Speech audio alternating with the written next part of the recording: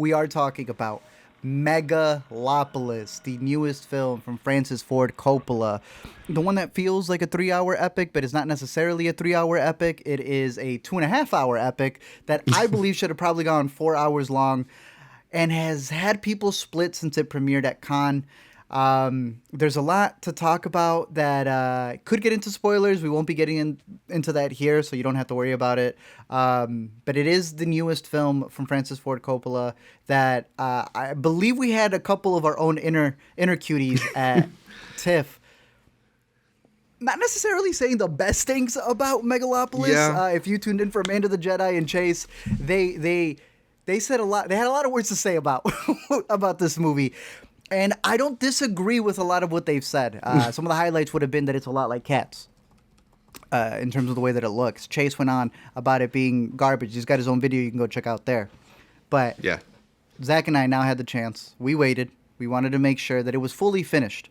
Neither of us had the interactive crowd, I don't think. Did you? No, I had the guy who came out and asked the question. Really? I was the guy who got up and asked the question because I just went to regular screening. I'm curious to know how that part plays between the two of them. But now that we've both seen it, Zach, one of the most divisive movies of the year. A masterpiece or trash? It can't be anyone in the middle. A masterpiece or trash? Take it away. Oh man, I really want to go in the middle here. I don't know, because there is so much about it where like you said, I understand the complaints about it. This is not a movie that I'm in a rush to recommend to just about anybody except for maybe you, which is why we host a podcast together. But Because you hate me. that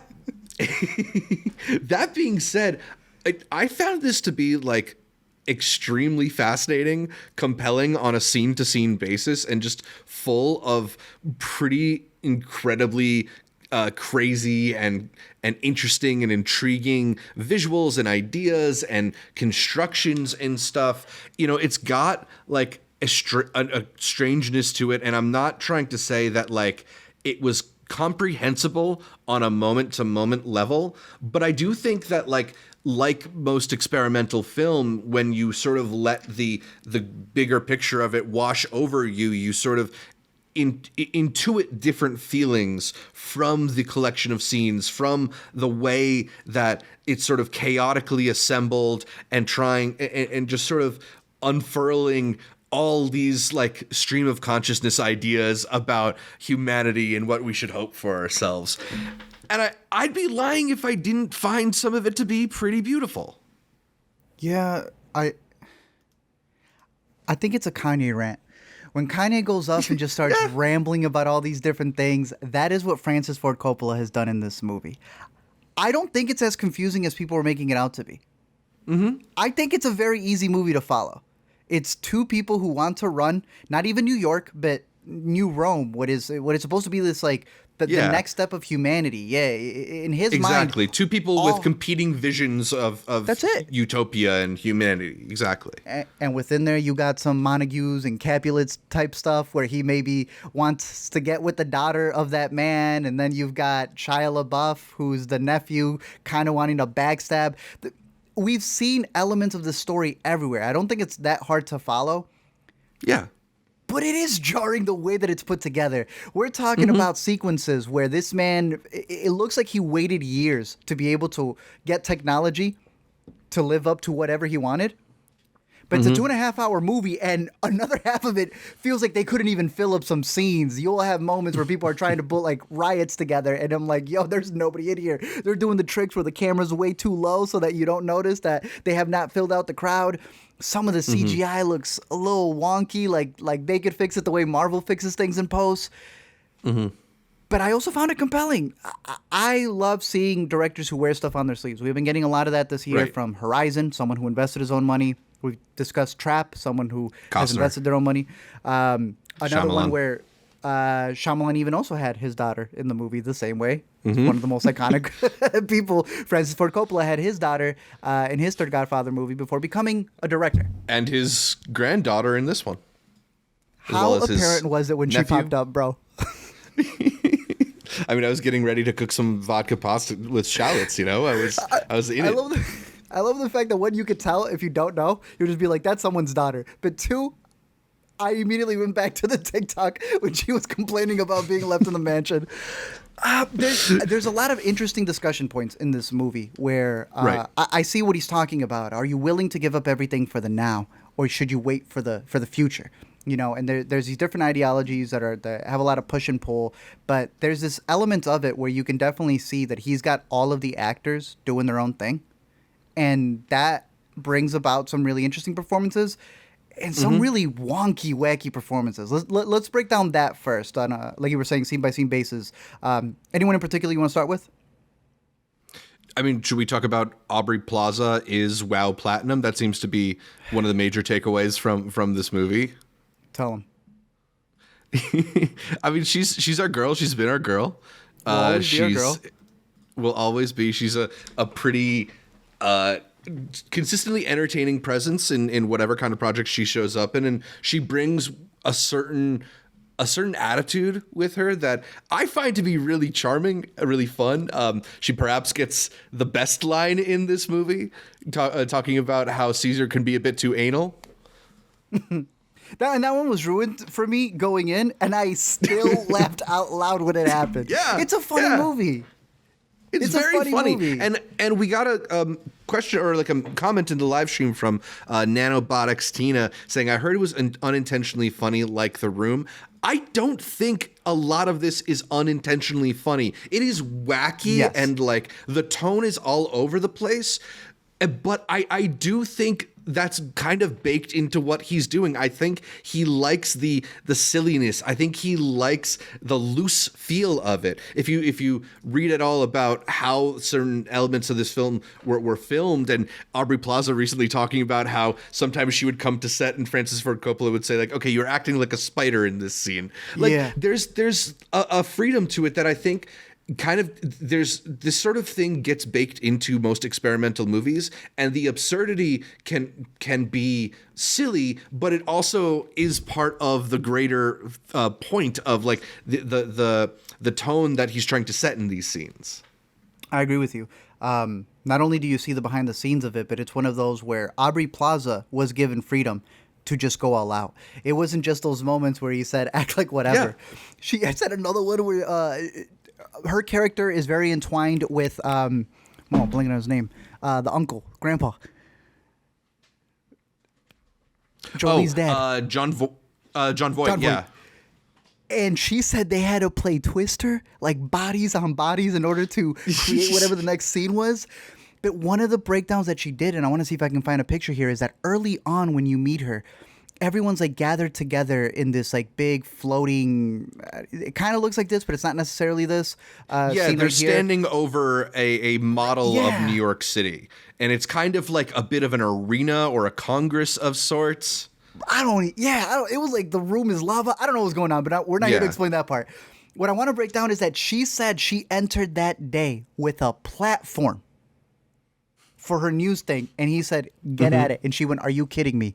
So it is 100% a comedy when you have a comedic actress having to ad-lib the moments that you saw in the movie. I also think that's what makes it super wacky, is that you didn't have one chef. You had multiple Sues in the kitchen throwing everything. And I think that's also what makes it, people have said you can't call it messy. It's messy, bro. That's the point of it. I have heard people describe the movie and praise the movie for things that the movie isn't.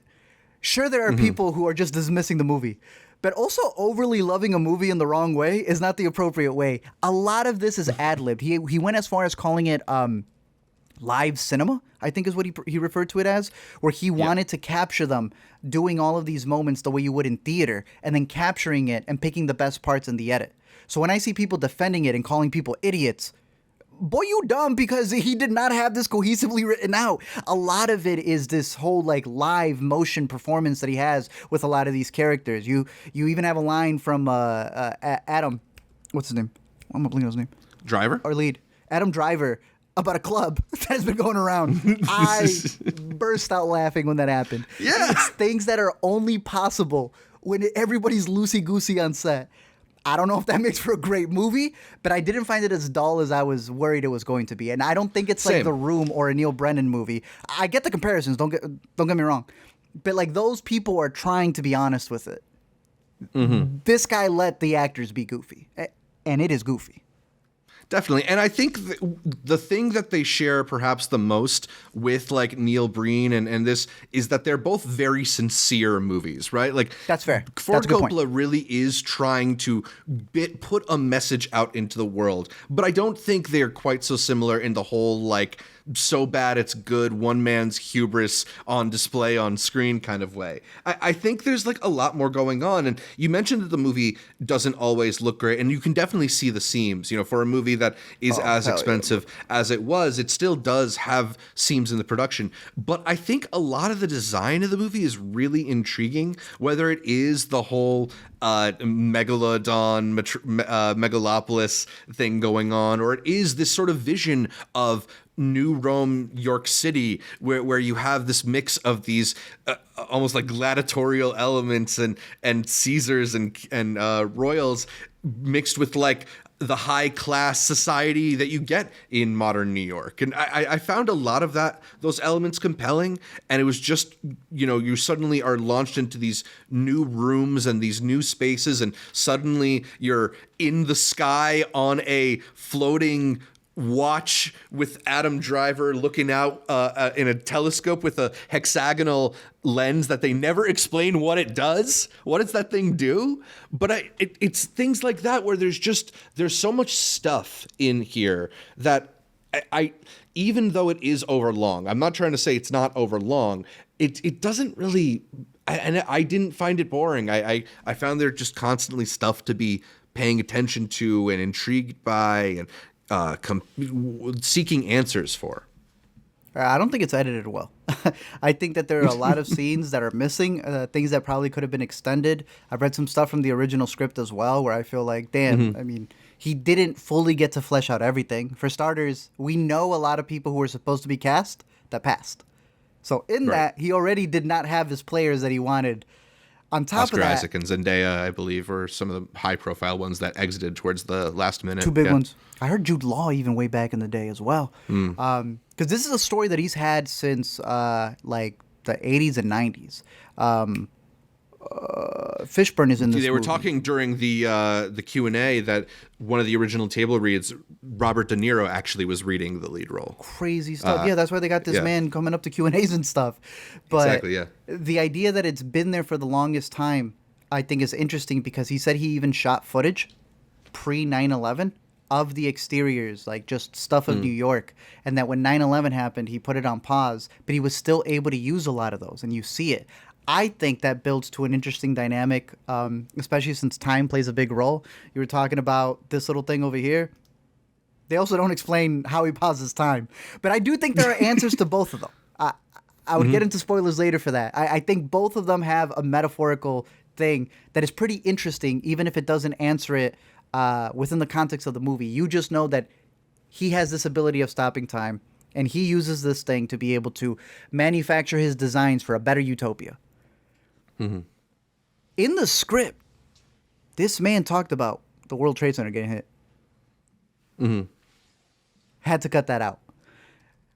He has always said that he is a man of the future, that he's able to guess things. When he made The Godfather, he said the mob wasn't calling people by that term. Eventually, it did become a term that was used for Vietnam when he was shooting Apocalypse Now, that the props and the helicopters that he had were being taken away to be used in the current wars that were there. I know it's been delayed like 30, 40, who knows how many years, but I think a lot of what he was going for with this story is that of an aging man, an older man who's trying to talk to the kids. I think that's the specific casting choices. That's why he does the stuff he does with the pop star in particular as well. I think it's him trying to connect. It's him being willing to be like, I'll play in this CGI world. I'll play with all this different stuff. I will comment on AI and all of these different things, because he is an amalgamation of both of the characters that we see in this movie who are arguing with each other. I want to bring up... and it does feel, to me at least, like Driver is intentionally doing a bit of a Francis Ford Coppola impression. The voice is there a little bit, yeah. Yeah. Because I've been hearing him say it a lot. He feels a responsibility the way Driver's character does in the movie. Am I leaving a better tomorrow? And Francis Ford Coppola, if you know anything about what he represents in movies, even when you think of all the directors, he was the one leading the Scorseses and Lucas when they were all that big rat pack. He's talked a lot about, that I do enough to leave behind a better state of cinema. And even if he felt he did everything right, if at the end of it he hates streaming, he hates these big Marvel blockbusters, he still feels the responsibility for not doing enough. And I think you see that, like you said, in Adam Driver's performance. I also see a little bit of him in the character of, he'd be Cicero, right? For Esposito? Yeah. Yeah. This is a guy who wants to stick to the old ways. And in sticking to the old ways, he's become one with the corporations. He's become the person who wants to only focus on the now, and he doesn't care how it affects the future. I thought there was a lot of good back and forth there, especially when it starts becoming the story of love, because it's his daughter who's getting with Adam Driver. Right. That said, the love story did not work for me. I wanted to see more of these two going at it than a lot of the other storylines that were happening. I wish it was a little bit more focused. I'm one to use the miniseries push a lot. Right. Either the movie needed to be longer, or you should have just let it play out as like an episodic thing, which I know is what he's against, but it does feel episodic.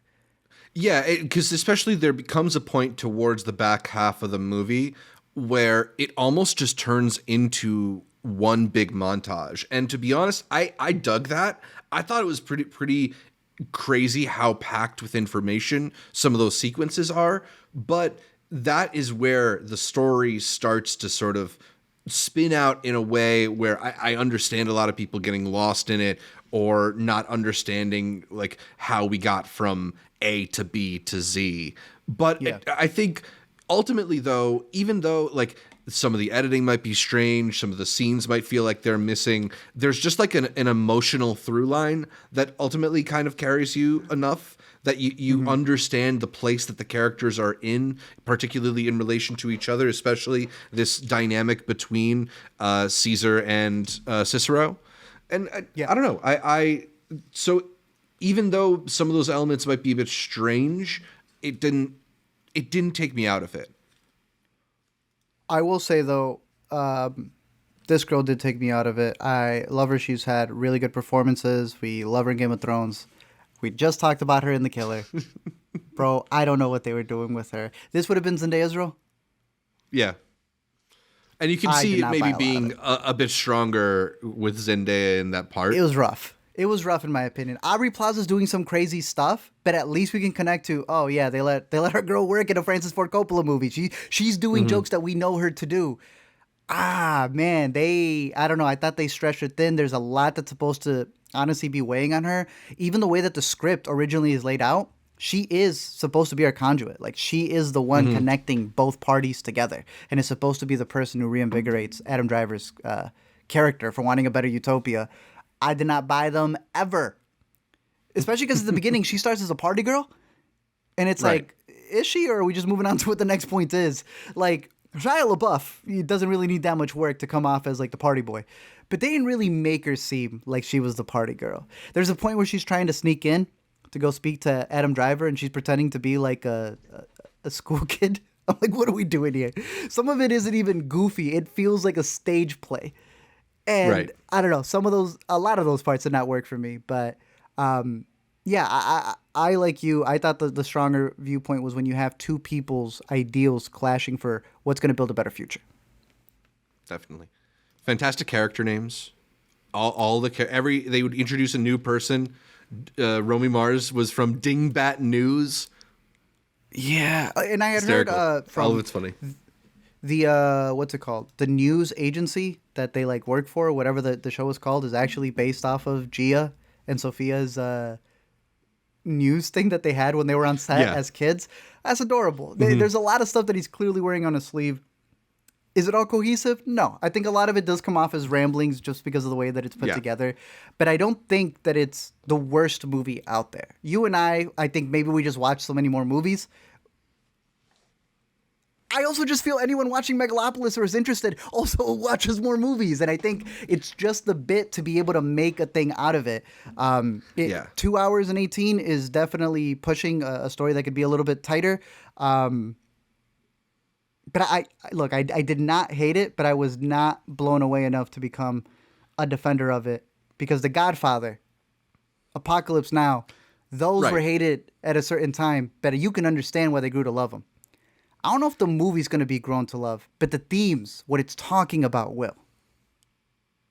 Yeah, and just the swing of it, right? Like, it is a crazy movie, and we just get so many movies nowadays, especially when you talk about movies that are as expensive as Megalopolis was to make, movies that feel like they're engineered and focus grouped down to the sentence where everything has to make sense for everybody. And will this joke land both in Oklahoma and in China, you know? And this is not a movie that's concerned with that at all. It is idiosyncratic, it's singular, and you never really know what's going to happen next. And that's a lot more than I can say for a lot of movies. That doesn't make me think this movie is great. That doesn't even necessarily make me think this movie is particularly good, but it did make me very interested in it and buy it. Yeah.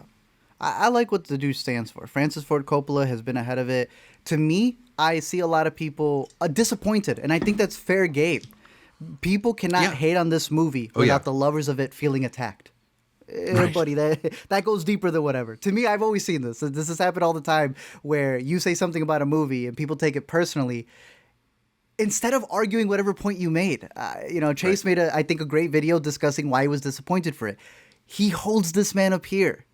Of course, that drop off felt crazy. It's like this man at the beginning of the movie almost falling off of the tower before he stops time. But that at the same point, people who love Francis Ford Coppola are willing to give him the benefit of the doubt. You ask them what they like about it, and they'll look everywhere. This is one of those movies where the people who love it won't review the movie. They're reviewing reviews of the movie. They don't want to engage or explain to you what the movie is about. And I think that at that point, you're giving him the benefit of the doubt, which I don't think is a bad thing. I would just implore, there are a lot of other people who don't have his background who do deserve the benefit of the doubt as well. And you're only doing it here because you're trying to fit with the side of like, oh, well, I want to be on the right side of history. My man has had a lot of flops. My man has had movies that do not hit. He made Jack. There are a lot of movies that you never defended on his side. And I see our boy Toon talking about Trap. I think that's the perfect example, for me in particular, of people wanting to side with Trap as if like he didn't make a lot of movies that weren't hitting.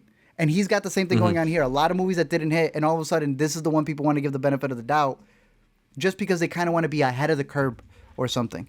And it's okay. Engage with the movie for what it gives you. I love the themes of the movie.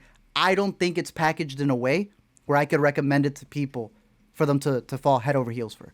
But it's one of those where I love discussing it. The creations that he has of this this goofy treadmill that takes you from park to park, the ideas of whatever Megalon is and how that would become something in the future. Even the story of the, you had mentioned her, the singer. They do a very goofy thing, but it's supposed to bring about this discussion of an act that is caught that compromises the lead character. What happens when a genius is caught doing something repulsive? Is the genius worth looking the other way? Which is a question that's deepened by the fact that there's so many people in this film who have gone through their own forms of like public cancellation, if that's what you want to call it. And a lot of them are for very legitimate reasons. So I don't want to like discount people's feelings about that either. But these are questions that Ford Coppola is like trying to answer directly. I think it all adds to the things that are worth discussing about this movie. Yeah, there was a big point, especially in terms of, like you said, the casting parts, because you have people like Shia, as I pull him up over here, doing one hell of a role, man. Doing one hell of a role. Doing the most, as he was wont to do. But he's definitely cast as the guy who's starting trouble, you know? John Voight being his dad, grandpa, they kept switching the names up there on what he really was to him. He is the banker. You know, he's making fun of the people who are always going to prevail no matter what. Because by the end of it, it's still just him. Let me pull up a picture of him over here. And I don't know if you've listened to some interviews, but with John Voight, they'll be talking about how do we approach the future. And I think it's a very diplomatic way. He is saying, I disagree with this man, John Voight, right here completely. But I have to still hear him out. You can't just have the people thrown to the outskirts of society. You have to engage with it. It's a very Chappell Roan-esque movie with what happened to her this past week. Yeah. And I think that may be another reason why people don't want to engage with it. But I think the amount of history that this man knows, all the way back from, Roman history and conspiracies and the such, I think it's important to hear what he has to say, his approach to certain things.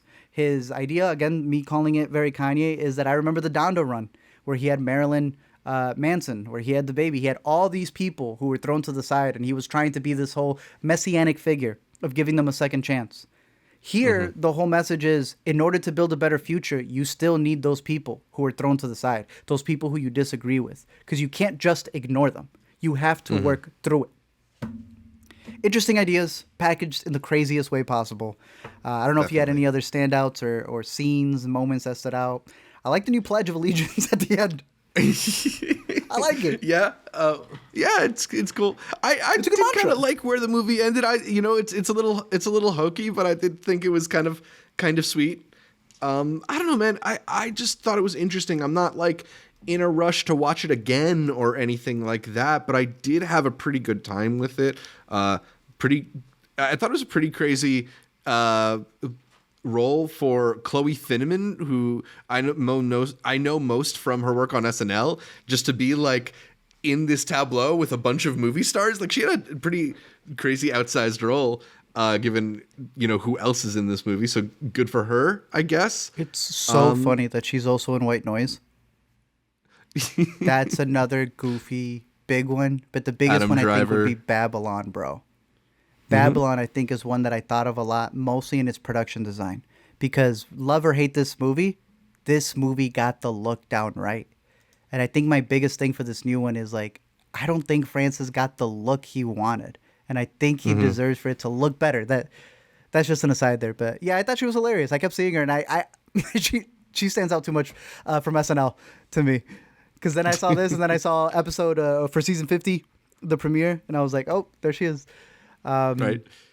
So look, we've been heaping all this mixed praise on Megalopolis, but is it enough for you to go positive on the 5-star rankings? Are you going to give it a 3? Give it a 3.5? Throw a little heart on it?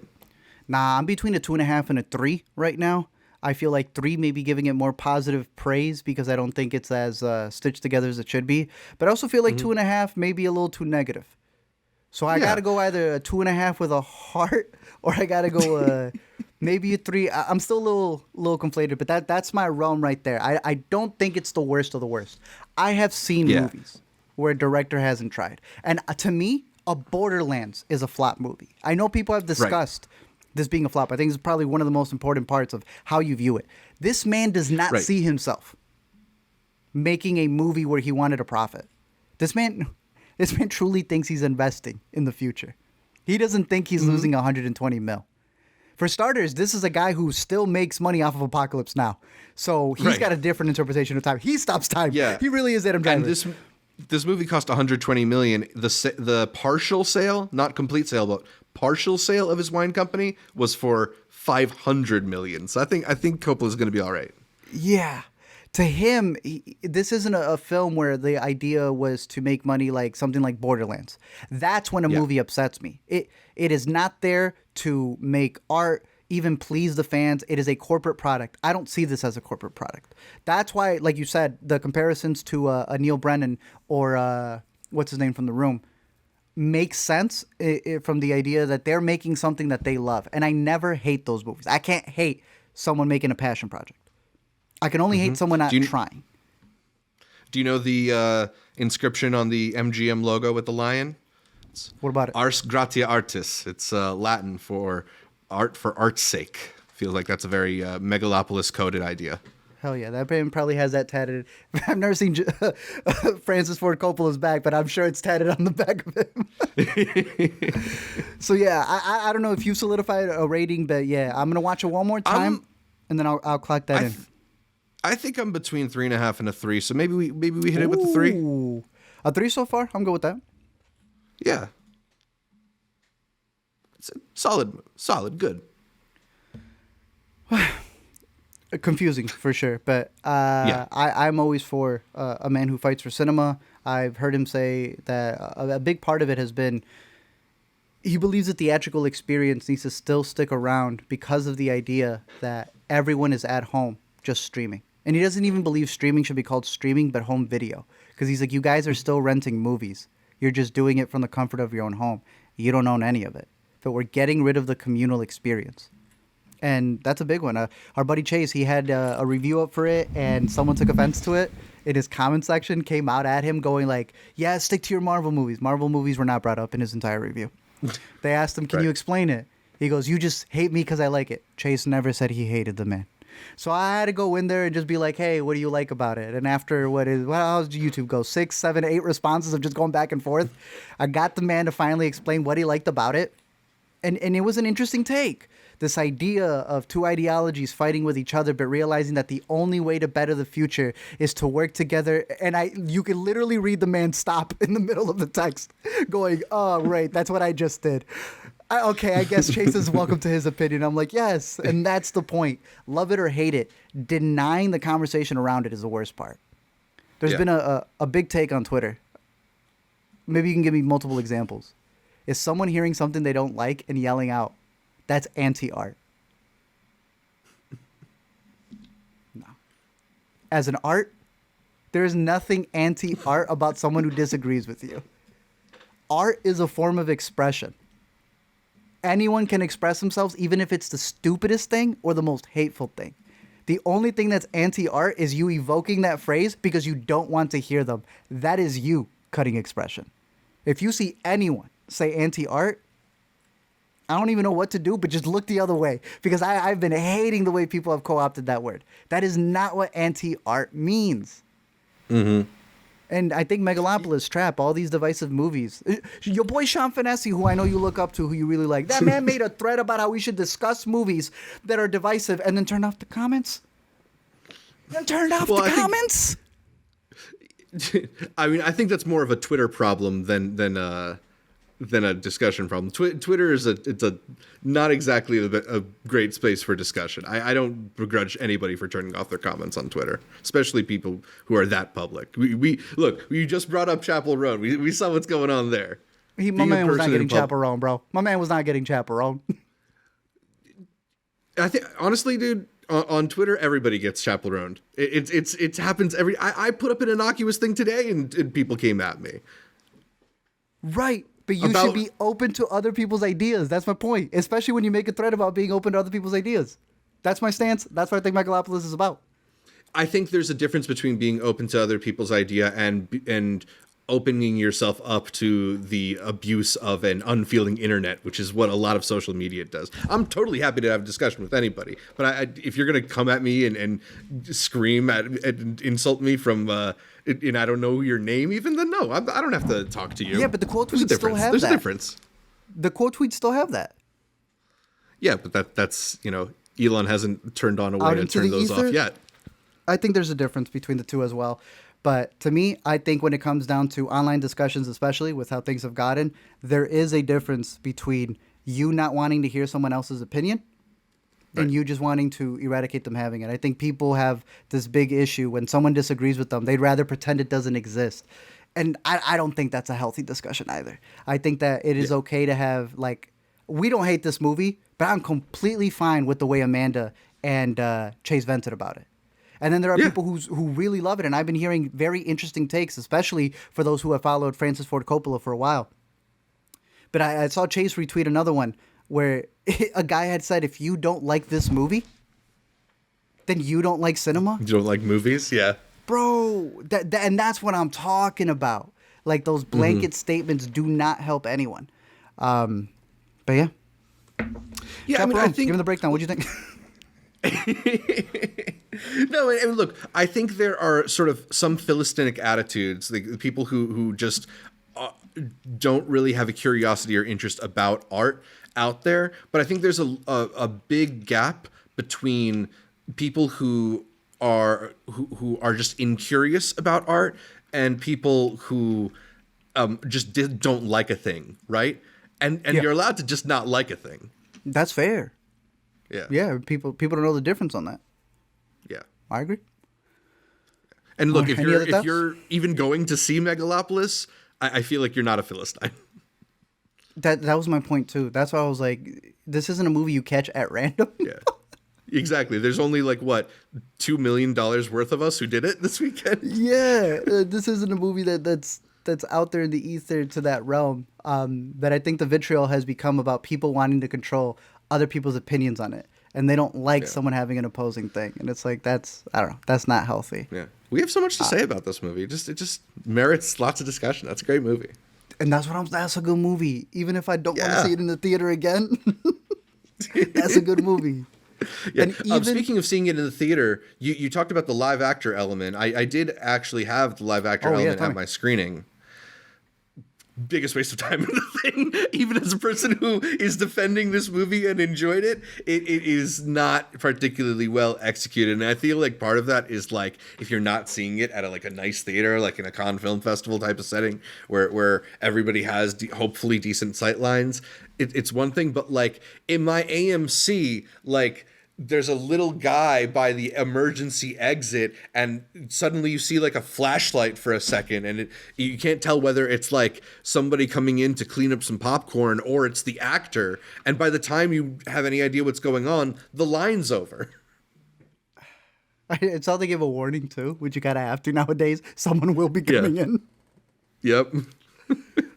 Yeah, because that scene, it's out everywhere, so I kind of knew what it was going to be. And I really like what he says there, because that's technically the best quote to wrap up the review. In that scene, it's like 1 minute discussion with the guy that's pre-recorded, right? Like he's not even actually speaking into a mic. And his I think it's Jason responses... Schwartzman, actually. It's who? I think it's Jason Schwartzman actually reading the line. What do you mean? In the movie or the guy at the screening?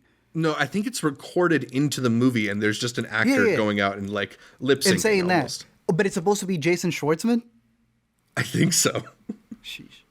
I don't even know what that would add to it, but yeah. Also, since you mentioned Jason Schwartzman, bro, Dustin Hoffman's in the movie. I like the person who said like his last scene is like a Family Guy cutaway gag. Honestly, like I want to say what it is, but it's so goofy how he leaves the movie. Yeah.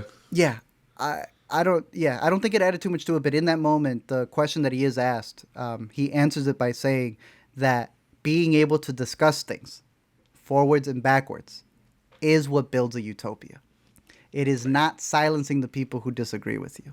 It's being able to take a different take, someone who's on the opposite spectrum. And that's when you're living it.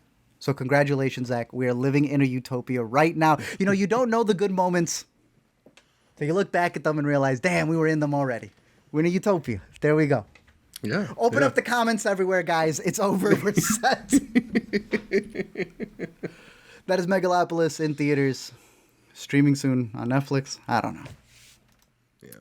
I wish I knew what's going on with my lighting. It keeps going back and forth. It's the Megalon, bro. It's the Megalon you consume. To me, this is why we're not living in a utopia. I'd have better lighting in a utopia. It's a spotlight. Look at it that way. As we spotlight I'm this the next movie. actor asking Adam Driver a question. There you go.